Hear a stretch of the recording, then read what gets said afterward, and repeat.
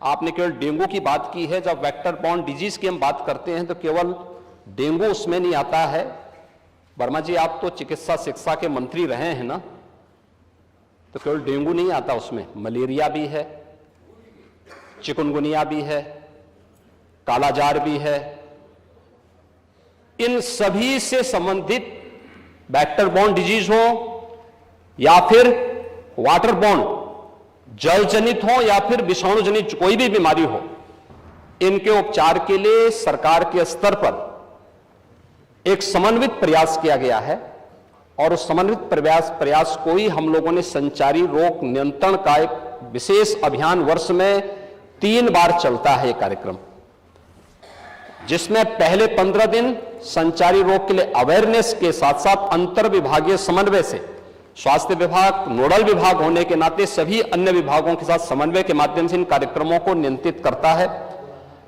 इसके बाद door to door जाकर के दस्तक अभियान के माध्यम से कहीं भी कोई व्यक्ति जो बुखार से पीड़ित है, उस व्यक्ति को नजदीक के स्वास्थ्य केंद्र में उपचार की सुविधा दिलाने की व्यवस्था करना। उत्तर प्रदेश 25 करोड़ की आबादी का राज्य है और स्वाभाविक रूप से अलग अलग क्लाइमेटिक जोन होने के नाते अलग अलग क्षेत्र में अलग अलग प्रकार की बीमारियां देखने को मिलती हैं। जैसे आप ईस्टर्न यूपी से चलकर के नेपाल की तराई से लेकर के सहारनपुर तक देखेंगे तो इंसेफ्लाइटिस से पूरा क्षेत्र प्रभावित था। अगर आप बरेली और बदायूं और उसके आसपास के क्षेत्र को देखेंगे तो ये क्षेत्र मलेरिया से ज्यादा संक्रमित रहता था। वाराणसी से लेकर के प्रयागराज, लखनऊ, कानपुर होते हुए अगर आप फिरोजाबाद, आगरा तक पहुंचेंगे तो ये पूरा क्षेत्र डेंगू से प्रभावित है। अगर बुंदेलखंड क्षेत्र में अगर आप देखेंगे तो ये क्षेत्र चिकनगुनिया से प्रभावित है।